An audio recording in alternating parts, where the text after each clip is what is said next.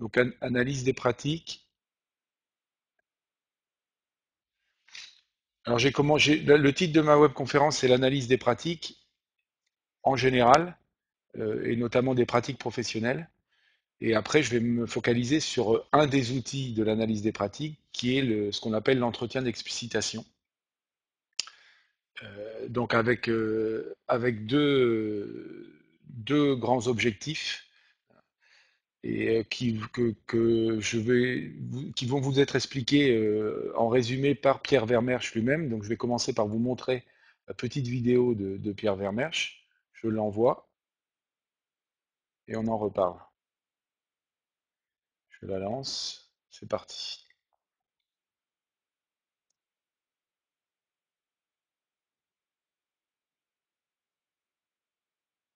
Alors, voilà, j'ai nommé cette démarche l'entretien d'explicitation. Alors, donc pas l'entretien d'explication, hein, l'entretien d'explicitation, c'est quelque chose qui va vers la description. Et d'autre part, j'ai nommé ça entretien, ça peut soulever un malentendu, c'est-à-dire qu'il y a des tas de professionnels qui peuvent avoir besoin de recueillir des informations auprès des autres sans pour autant mener d'entretien. Typiquement, quelqu'un dans sa classe va poser une question à un élève ou poser deux, trois questions, et typiquement, il ne mène pas un entretien, mais il a besoin de la réponse de l'élève pour savoir comment il a fait dans sa tête. Voilà. Donc ça veut dire aussi que l'entretien d'explicitation, euh, il a une utilisation potentielle qui est extraordinairement variée. C'est-à-dire qu'il s'adresse en fait à toutes les situations où un professionnel, qu'il soit praticien, qu'il soit chercheur, a besoin de s'informer auprès de quelqu'un et il ne peut pas deviner ce qui s'est passé parce que c'est largement intériorisé. Donc on voit tout de suite qu'on retrouve toutes les situations pédagogiques, on voit aussi rapidement qu'on retrouve toutes les situations d'encadrement, mais aussi toutes les situations de débriefing qui sont chez les urgentistes, dans la police, chez les pompiers, dans l'armée, dans toutes les formations professionnelles sur simulateur. On a besoin après coup de faire un débriefing, c'est-à-dire de tirer la leçon de ce qui s'est passé. Et là, il y a besoin d'une vraie formation dans ce domaine-là. Toutes les professions sont concernées à partir du moment où dans l'exercice de leur fonction, elles sont amenées à recueillir des informations. Après ça, on bascule dans un deuxième type d'utilisation. Parce que dans un débriefing, par exemple, ce que j'ai besoin, c'est que les gens s'auto-informent. Je leur pose des questions. Moi, en tant que superviseur, je comprends ce qui s'est passé. Mais je leur pose des questions pour qu'ils prennent conscience eux-mêmes de comment ils ont procédé. Pourquoi? Parce que c'est pas parce qu'ils l'ont fait qu'ils savent ce qu'ils ont fait. Et là, on est complètement dans un extraordinaire usage de l'entretien d'explicitation qui est l'aide à la prise de conscience.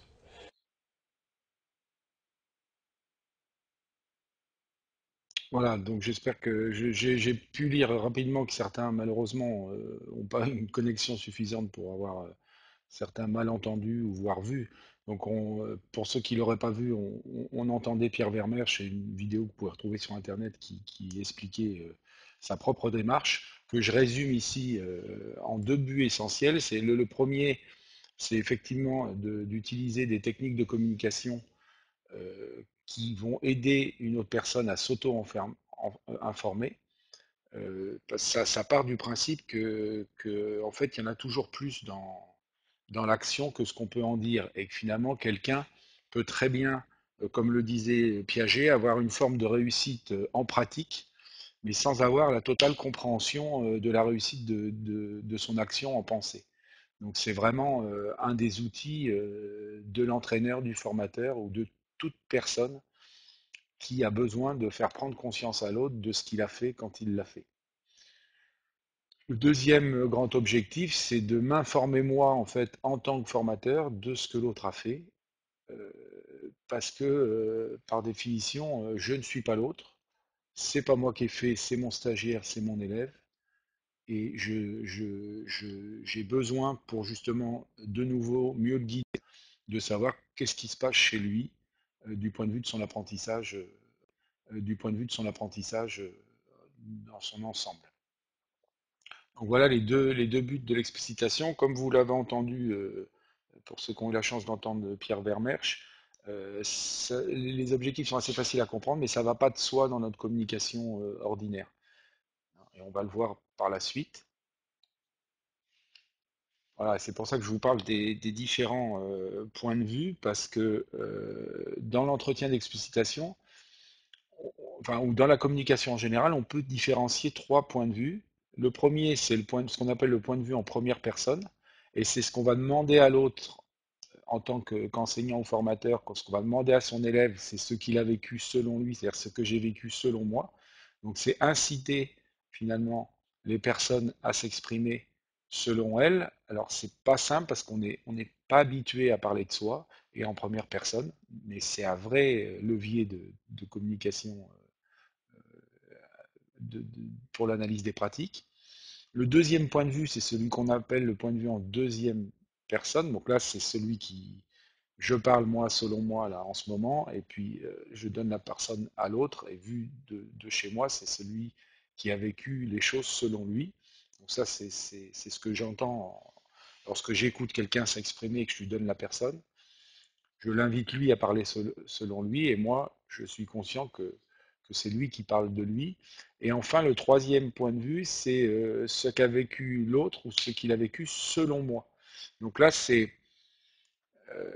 voilà, d'être conscient de tout ça, ça va permettre d'avoir une meilleure communication. Et si je donne un exemple en tant que formateur ou professeur, euh, traditionnellement, le professeur parle de l'action de son élève et fait des interprétations, des jugements par rapport à ce qu'il a vécu selon l'autre. C'est-à-dire, selon moi, je regarde quelqu'un travailler, je regarde quelqu'un à cheval, et je vais faire des inférences et des hypothèses par rapport à ce qu'il est en train de faire. Donc cette démarche-là, elle reste valable, mais si régulièrement je ne vais pas chercher le point de vue de la personne selon elle, c'est-à-dire qu'elle l'invite à s'exprimer en première personne, à un moment donné, il risque d'avoir un fort décalage entre ce que j'interprète moi à l'extérieur de l'action et ce qu'a vécu vraiment l'acteur de l'action elle-même. Et dans la vie courante, finalement, on est, on est plutôt dans une conversation sans une véritable écoute. C'est-à-dire quelqu'un me parle de j'ai eu mal au dos ou quoi que ce soit, moi je vais lui répliquer ah bah oui moi aussi. Donc on est plus à faire de la transposition, c'est-à-dire d'entendre les propos de l'autre et de voir ce que ça nous fait à nous, et qu'est-ce qu'on peut en dire nous par rapport à nous, que d'être dans une véritable écoute pour essayer de comprendre l'autre selon lui. Alors, ça s'appuie sur quoi, cette démarche-là? Sur ce qu'on pourrait appeler toute la famille des démarches réflexives qui consistent à trouver des outils pour être capable de ce qu'on appelle renseigner le vécu de l'action avec justement des verbalisations. On peut s'aider de vidéos, de traces ou de tous les observables non verbaux aussi. Je vous ai mis en petit schéma le schéma de la pratique réflexive c'est le modèle de Kolb qui alors là, je vous ai pas mis les numéros, mais en fin de compte, ça part du principe qu'on va s'inscrire dans une logique pratique, théorie, pratique. C'est-à-dire que tout commence par une action, quelle qu'elle soit, et une expérience. Voilà. Et à partir d'une expérience concrète de quelqu'un qui a pratiqué quelque chose, à ce moment-là, on va l'inciter à faire une observation réfléchie vers l'analyse de sa propre pratique, pour ensuite aller vers de la généralisation, des choses plus conceptuelles, plus abstraites. C'est en fait pratiquer la théorie à partir de l'expérience, donc pratique, théorie, pratique, pour de nouveau, après cette réflexion et cette analyse, retourner sur l'expérience. Hein, donc et donc c'est pour ça que dans l'entretien explicitation, on va surtout pas chercher de généralisation, mais plutôt de la description fine d'une action réelle qui s'est passée.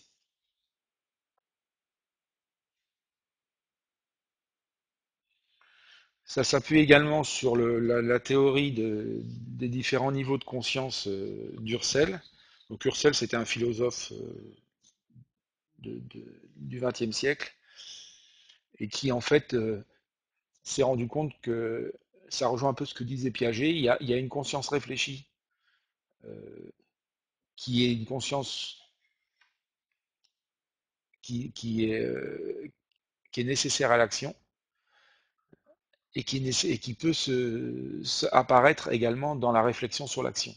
Et il y a ce qu'il appelle la conscience en acte, c'est-à-dire que ça rejoint ce que j'ai dit tout à l'heure, c'est-à-dire qu'on est capable de faire un tas de choses quand on est en train de le faire, dans le feu de l'action, mais on n'en a pas forcément conscience au moment du récit, c'est-à-dire quand on est amené à parler de l'action.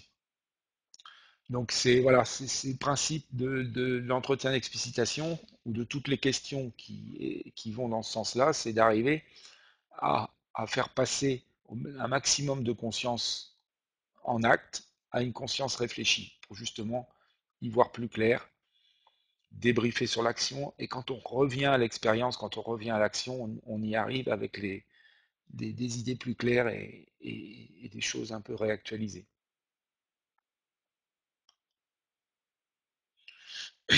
Alors les conditions préalables, c'est-à-dire que à partir du moment où on se met dans cette démarche où on vient écouter et questionner l'autre, il y a des questions d'éthique minimum, c'est-à-dire c'est le respect de l'autre, déontologique, respect de ses limites-là et de sa propre compétence. C'est-à-dire que moi je suis enseignant, formateur, entraîneur, je ne suis pas psychologue par exemple. Donc si j'utilise ces pratiques-là, le questionnement d'une manière générale, je vais le faire dans le cadre de ma profession et pas au-delà. C'est aussi des conditions contractuelles, ça veut dire que on sait ce qu'on fait l'un avec l'autre, il n'y a pas de manipulation. Hein. Je ne me sers pas de ma position de prof pour manipuler l'autre je ne vais pas au-delà de ce que la personne pourrait me donner ou faire spontanément. On n'est pas dans un entretien, des questions, c'est pas un interrogatoire, c'est jamais un interrogatoire. Donc on est loin de l'interrogation scolaire, on est loin de l'interrogation policière, etc. On est vraiment dans un respect partagé et un d'accord. Donc c'est souvent d'ailleurs, ça engendre, quand vous voyez le contrat de communication, je demande l'autorisation, je te propose, si tu en es d'accord, vous pouvez employer les phrases que vous voulez, mais elles ont vraiment du sens. C'est-à-dire, je te pose une question ou je t'invite à décrire une situation, une action que tu viens de vivre. Donc c'est bien, je t'invite, je te propose si tu en es d'accord. Si la personne ne veut pas s'exprimer, elle ne s'exprime pas. Sinon, ça dérape complètement, on n'est plus du tout dans la même éthique de l'entretien d'explicitation. Donc les conditions d'éthique et de déontologie, les autres conditions préalables, c'est de partir toujours de quelque chose qui s'est passé et pas de l'imaginaire. Donc c'est pour ça que c'est de l'anti-généralité.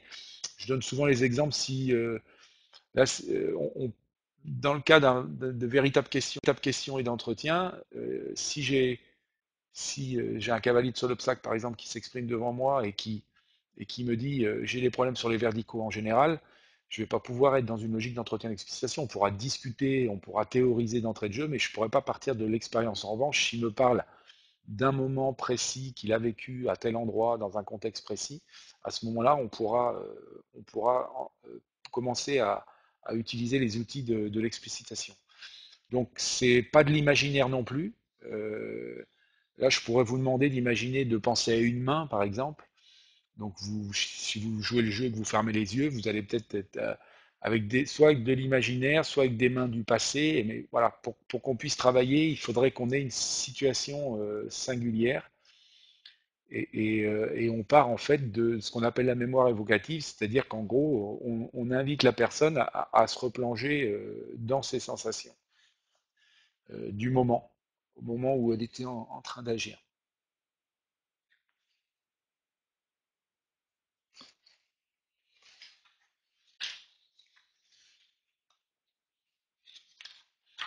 Alors, les informations satellites de l'action, je vais vous montrer un schéma qui va suivre, qui est justement une théorie inventée, créée par Pierre Vermersch, que je vais prendre le temps de vous expliquer, et qui m'a énormément servi, notamment pour la première des étapes quand on veut rentrer dans ces outils de communication, c'est celle de réapprendre ou d'apprendre à écouter l'autre. Parce que pour moi, il n'y aura pas de bonne relance, il n'y aura pas de bonne question si j'ai pas au préalable appris à écouter ce que dit l'autre selon lui, et en mettant de côté dans mes jugements de valeur, mes propres interprétations. Donc je vous mets le schéma, j'espère que vous pouvez lire correctement.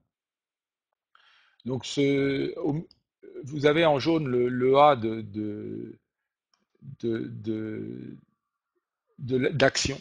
Voilà. Ce qui nous intéresse, c'est d'analyser une action, donc une action passée.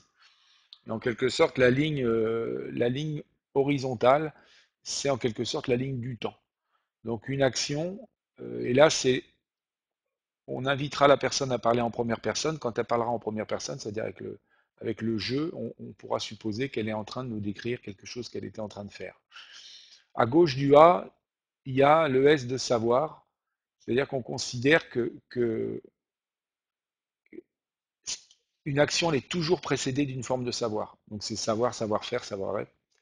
Il y a toujours quelque chose avant l'action, très rapidement. Alors sauf que peut-être pour le tout nouveau-né qui au départ utilise ses réflexes archaïques, mais très rapidement, en fait, si on, si on agit d'une telle manière, au moment où on le fait, c'est toujours par rapport à ce qu'on sait avant, à nos connaissances, à nos savoir-faire.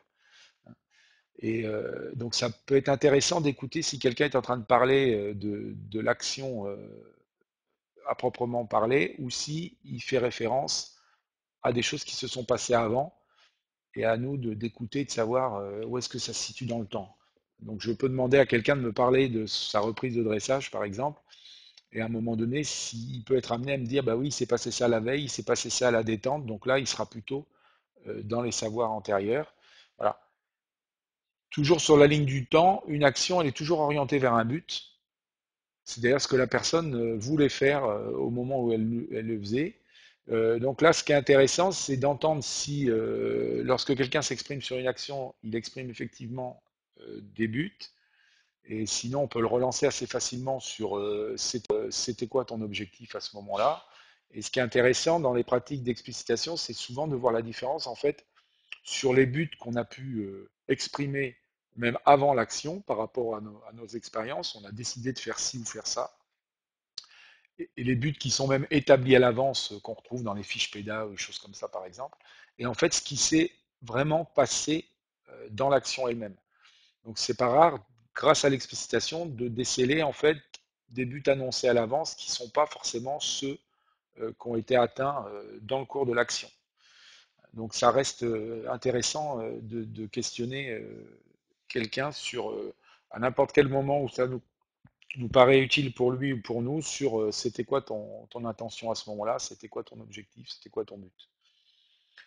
Donc voilà à peu près pour la ligne du temps et on va se balader comme ça. Alors bien sûr, on ne fait pas de l'explicitation sur tout et n'importe comment. Il faut se mettre d'accord pour choisir un moment, une situation précise avec un début et une fin parce que sinon, ça va être très difficile de cibler un entretien. En haut, vous avez le contexte. En fait, moi j'ai une définition assez simple du contexte. C'est tout sauf l'acteur lui-même. C'est-à-dire que si là aujourd'hui, si on avait à m'interroger après ma webconf sur mon action de formateur, là, celle que je vis avec vous, en fait, mon contexte, c'est mon ordinateur, c'est vous, ce sont mes lunettes, ce sont mes papiers. Donc pour un cavalier, le cheval est son contexte. C'est tout sauf la personne elle-même. Donc c'est intéressant d'entendre si quelqu'un, quand on lui demande de s'exprimer, moi bah, j'étais en train de parler sur ma webconférence. Donc là, je suis plutôt en première personne et après, je vais vous dire, bah, mon ordinateur était comme si, le public posait beaucoup de questions. Là, j'évoque mon contexte. Si je reprends un exemple sur l'équitation, j'étais en train de réaliser un parcours avec tel cheval, tel jour, tel nom, avec tel entraîneur, sur telle carrière. Tout ça, c'est du contexte. Alors souvent, en apprenant à écouter les autres, avant de les questionner, on se rend compte que comme c'est plus facile de parler de son contexte que de soi-même. Donc il faut inviter la personne, souvent on la relance pour l'inciter à reparler en première personne. C'est oui, mais toi, tu me dis tout ça, et qu'est-ce que tu faisais toi à ce moment-là? Donc souvent on a du on aussi, hein, quand quelqu'un emploie du on, c'est souvent de la généralité ou à la place du nous, donc il faut l'inciter à distinguer qu'est-ce qu'il a fait lui en première personne et qui étaient les autres personnes et qu'est-ce que les autres personnes qui sont son contexte auraient pu faire ou réaliser ou dire. Donc voilà pour le contexte. Et quand je parlais de contexte comme excuse, on retrouve quelquefois en équitation, voilà, c'est mon cheval qui se déséquilibre, c'est mon cheval qui fait ci, c'est le terrain qui était glissant.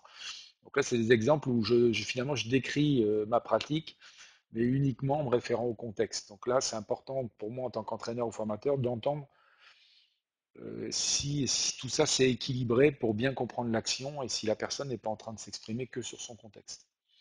Enfin, le J sur cette théorie de l'analyse de l'action, c'est le J de jugement. C'est-à-dire qu'on considère qu'une action, elle est toujours associée à un jugement de valeur. C'est un peu le plus ou le moins de la bourse, quoi. C'est-à-dire que la neutralité n'existe pas, donc ça va être intéressant d'entendre les jugements de valeur et, le cas échéant, de les relancer. C'est-à-dire si j'entends que quelqu'un me dit que son saut était bon ou mauvais, donc je vais lui dire mais c'est quoi bon pour toi et tu peux me donner un exemple comme quoi il a été mauvais. C'est-à-dire que je vais aller chercher ce qu'on appelle les observables et les critères de jugement qu'on retrouve pour donner des références dans notre sport sur les reprises de dressage ou autres, et surtout celui de l'acteur. Donc je vais être attentif aux jugements de valeur qui sont toujours présents. La neutralité n'existe pas. Voilà, je prends souvent l'exemple. Là, vous êtes en train de m'écouter. Soit vous avez le sentiment ben, que ce que je vous dis a du sens pour vous et vous enrichit, même si c'est juste d'un petit pas, de rien du tout. Donc à ce moment-là, vous êtes plutôt dans un jugement positif, soit à l'inverse, mais je pense que dans ce cas-là, vous seriez parti. Vous avez le sentiment que vous perdez votre temps, et à ce moment-là, vous êtes dans un jugement de valeur négatif. C'est exactement la même chose pour l'ensemble d'entre nous, à chaque moment, à chaque instant, quand on vit une action. Donc voilà, donc dans un premier temps, cette théorie-là, moi, elle m'aide beaucoup à écouter. Donc voilà, c'est un exercice que je vous propose. Amusez-vous à écouter les autres, sans forcément intervenir et vous dire est-ce que la personne est en train de me parler en première personne de ce qu'elle est en train de faire? Est-ce qu'elle est plutôt en train de me parler de généralité, de savoir antérieur? Ben, en général, quand je fais le cours sur l'explicitation, je ceci. Est-ce que j'entends des objectifs? Alors, souvent, c'est associé au verbe d'action, qu'on pourra relancer d'ailleurs. Est-ce qu'elle me parle de tout sauf d'elle, c'est-à-dire de son contexte? Et est-ce que je vais entendre des adverbes, des adjectifs qui sont associés à des jugements de valeur? Voilà. Et quand je suis déjà bien attentif à cette qualité, que j'ai cette qualité d'écoute, on appelle ça de l'écoute active dans d'autres contextes, je vais être capable justement de faire des relances ou des questionnements pour aller inciter l'autre à en dire plus, à amener de la description plus fine et donc à déclencher soit des vraies prises d'informations pour moi en tant que formateur, soit et ou des vraies prises de conscience pour la personne qui parle.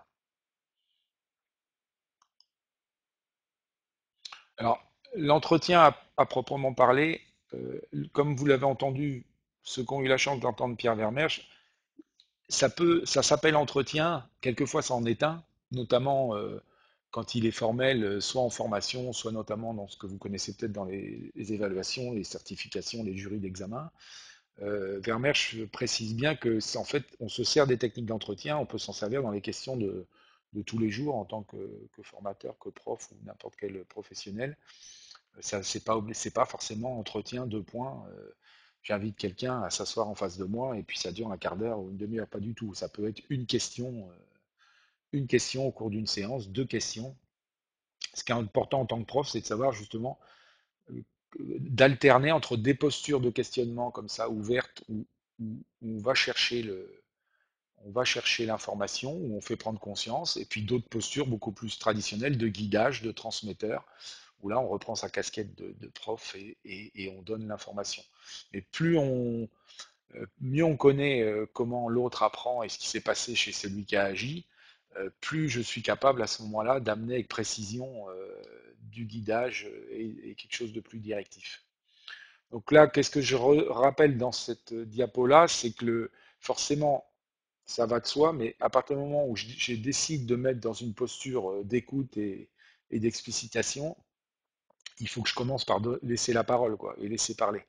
Parce que sinon, si je suis tout de suite en train de la reprendre, obligatoirement, l'autre personne ne va pas se sentir en confiance et ne va pas se sentir capable de s'exprimer.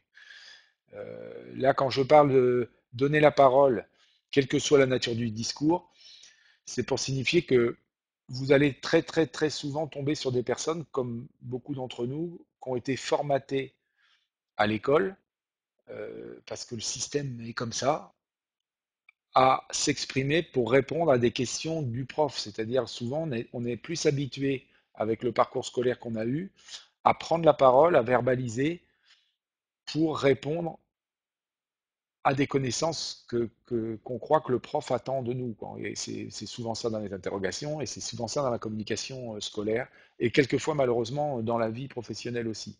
Là, c'est exactement l'inverse. C'est-à-dire quand je dis laisser parler quelle que soit la nature du discours, c'est que justement, euh, il faut absolument, même si vous jugez que le discours de l'autre n'est pour vous pas correct, etc., si vous ne laissez pas des temps vraiment où la parole peut s'exprimer, comment voulez-vous que la confiance s'installe? C'est impossible. Donc c'est valable dans les actions de formation. C'est pour moi la seule posture valable en jury d'examen. Et le boulot, c'est de vouloir connaître le cadre d'interprétation de la personne à qui on donne la parole. Qu'est-ce qu'il communique et comment il communique. Donc c'est pas facile parce que qu'on soit jury ou prof, on a une tendance naturelle à donner son propre point de vue, à finir la phrase de l'autre, à lui donner un synonyme pour l'aider. Et voilà. Alors en jury d'examen, pour moi, c'est très grave parce qu'à ce moment-là, l'évaluation est fichue. C'est pas comme ça qu'on aide quelqu'un. Et dans la relation pédagogique, ça peut être valable de reprendre quelqu'un et de lui dire ce qu'il aurait fallu dire, mais à partir du moment où le contrat de communication est très clair. Et qu'à ce moment-là, on lui signifie clairement que je t'ai écouté, j'ai été au bout de cette technique d'explicitation pour comprendre ce qui s'est passé chez toi, je t'ai aidé à t'exprimer, à prendre conscience, et du coup, je reprends ensuite ma casquette de transmetteur et je vais te donner mon jugement, mon interprétation. Voilà. Et moi, ce qui m'a aidé, c'est d'être très très clair sur les postures de communication au moment où je les emploie.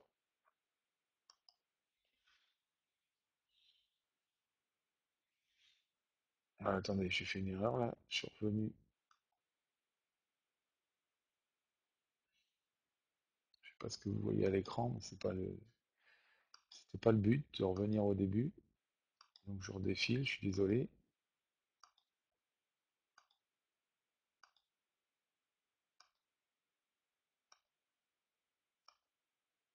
Voilà, l'entretien numéro 2, ça va venir. C'est bon. Voilà. Donc on va toujours chercher à poser des questions finalement de recherche d'informations pour comprendre l'action de l'autre. On l'a vu tout à l'heure sur les savoirs, sur les objectifs, sur les jugements de valeur, les mots-clés, les verbes d'action hein, au service de la compréhension. Il y a une définition assez simple en fait pour savoir si vous êtes dans la vraie question ou on pourrait appeler la fausse question ou la question de prof ou de cours traditionnel. C'est que normalement, je devrais toujours poser des questions dans l'entretien d'explication, des questions dont je ne connais pas la réponse. Voilà. Donc c'est pour ça qu'on va rajouter des pour-toi. C'est-à-dire que si je vous donne un exemple, question de prof classique, donc là, j'ordonne à l'autre de me donner une norme, une définition qui est soit la mienne, soit une qu'il est censé avoir appris, et c'est ni plus ni moins un test de connaissance. Si je transforme ce format de question en véritable question d'explicitation, ça va être c'est quoi la cadence pour toi? Et même je pourrais rajouter à ce moment-là, puisqu'on est en train d'expliciter une action précise. Donc le pour toi et le à ce moment-là changent complètement. Donc on se retrouve dans une vraie question. Donc si je rajoute c'est quoi la cadence pour vous, voilà, par définition, enfin, je ne connais pas la réponse. Donc je vous pose une question dont je ne connais pas la réponse. Moi, je sais ce que c'est que pour moi la cadence. Je sais ce que c'est que la cadence pour tel ou tel auteur, etc. Mais je ne sais pas ce que c'est pour vous, et encore moins pour vous au moment rattaché à la situation que vous êtes en train de me décrire. Donc cette petite nuance-là, elle est capitale. Et voilà, si vous voulez vous entraîner, c'est écouter et puis faire des relances, justement, ou des questionnements sur des vraies questions dont vous n'avez pas la réponse.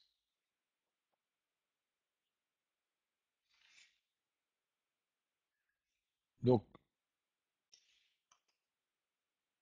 les questions, je vous ai, pour terminer, donné quelques pistes comme ça sur les questions à faire et à éviter en fin de compte. Donc, on vient d'en parler. Là, évaluer les compétences, c'est un peu ça, c'est quand je fais des stages d'évaluateur pour montrer que on est là pour évaluer des compétences, c'est-à-dire ça renvoie au savoir-faire et à toute la complexité qui se passe dans une action, contrairement à des connaissances brutes. Si je reprends mon exemple de cadence, si je suis évaluateur ou formateur, ça m'intéresse non pas, même si ça peut être utile, d'avoir la connaissance brute d'une définition de la cadence hors sol, mais plutôt de savoir si la personne sait utiliser cette notion-là dans l'exercice de son métier. On est là pour faciliter, pour guider la description de l'autre sans interpréter, sans induire, on vient d'en parler. À l'inverse, forcément, je vais éviter de reformuler avec mes propres expressions, d'amener des synonymes, de réinterpréter.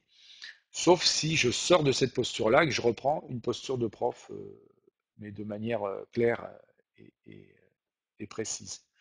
On cherche à s'informer, à comprendre la situation et les actions, le raisonnement professionnel qui sous-tend l'action de l'autre, hein, plutôt que d'imposer son propre raisonnement. Donc des exemples de questions et de relance, voilà, c'est un peu très très résumé, mais c'est pour vous donner un ordre d'idée. Bien sûr, dans les bonnes, j'en ai parlé un tout petit peu, donner la parole, ça suppose se taire. Ça paraît facile à voir sur le papier comme ça, mais quelquefois, il ne faut pas que je m'étonne que finalement la parole de mes stagiaires ou de mes élèves ne se libère pas parce que finalement je pars tout le temps. Donc si à chaque fois que je crois leur donner la parole, je ne fais pas l'effort de me taire et de leur laisser dire ce qu'ils ont envie de dire de la manière dont ils le disent, ça va jamais pouvoir marcher. Les reformulations en écho, c'est une relance assez simple que certains d'entre vous faites peut-être sans le savoir, c'est-à-dire que comme je suis dans l'écoute la plus minutieuse possible de ce qui m'est dit, si quelqu'un me dit en fin de phrase mon cheval était déséquilibré, quelquefois il suffit de reprendre en disant ton cheval était déséquilibré, en remettant un point d'interrogation ou pas, et la personne inconsciemment entend qu'on a envie d'en savoir plus sur le cheval qui se déséquilibre. Les récapitulations, c'est des techniques pour faire des pauses, pour ralentir quelqu'un qui parlerait trop vite, mais aussi pour signifier à l'autre finalement qu'on l'a compris. Donc voilà, dans les techniques, c'est ben, si j'ai bien compris, tu m'as dit que tu étais rentré en piste à tel endroit, etc.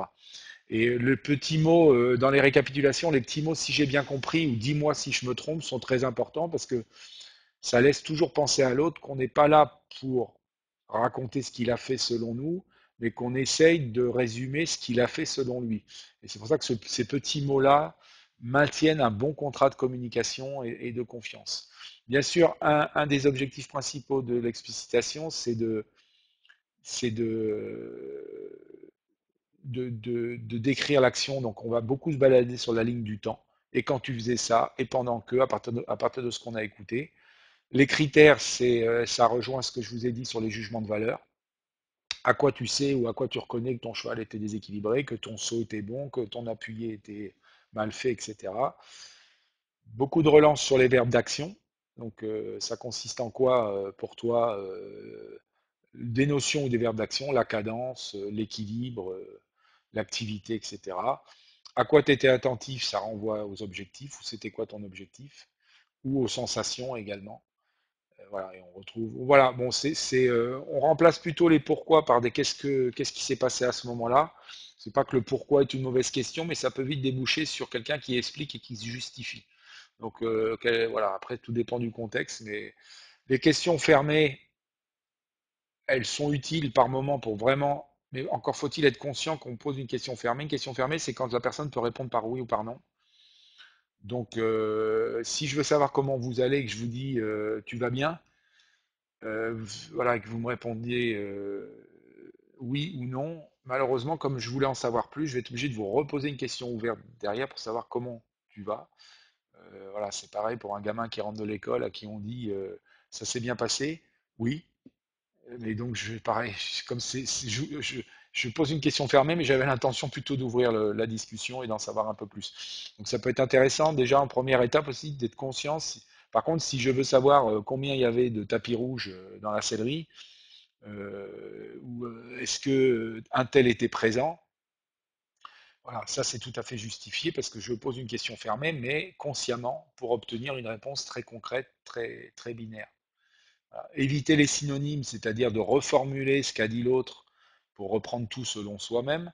Encore une fois, sauf si on sort de l'explicitation et on reprend une posture où on transmet, on enseigne. Demander d'être précis de manière intentionnelle, sois plus précis s'il te plaît, souvent ça marche pas, ça met de la pression. Il vaut mieux revenir, tu serais d'accord pour revenir sur le tournant entre le numéro 5, si j'ai bien compris, tu m'as dit qu'il s'est passé ci et ça, est-ce qu'il s'est passé autre chose, est-ce que... Voilà, on va demander à la personne plutôt de se replonger au moment où nous, formateurs, on cherche de la précision.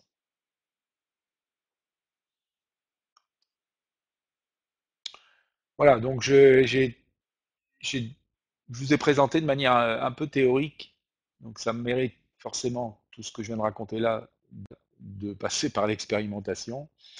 Éventuellement une autre webconf peut-être avec plus de vidéos, mais comme les vidéos passent pas très bien, je pense que l'idéal ce serait plutôt de se retrouver en présentiel à un moment ou à un autre pour ce que je fais beaucoup dans les stages tuteurs ou formateurs et évaluateurs, c'est-à-dire une fois qu'on a compris à peu près la théorie que je viens de vous présenter, ben on s'exerce tout simplement. On s'exerce en atelier de pratique, on s'exerce à écouter, on s'exerce à questionner, on s'exerce à relancer. Donc, je vous ai mis là le bouquin de Pierre Vermeersch en citation et le lien vers le groupe de recherche sur l'explicitation. Vous pouvez, juste après la webconf, vous amuser à écouter plus, à faire plus silence, même dans des conversations de la vie privée, à vous amuser à relancer une personne, c'est-à-dire à chercher à en savoir plus, mais doucement, tranquillement, pour en fait vous entraîner à pas toujours la ramener, à pas toujours donner votre point de vue, mais à plus écouter et à inviter l'autre finalement à mieux s'exprimer et à être plus précis. Voilà, tout ça, ça peut être des préalables. Et puis pareil dans votre métier, si vous êtes formateur, accompagnateur, entraîneur, essayez de, de vous entraîner à mieux écouter et à mieux questionner.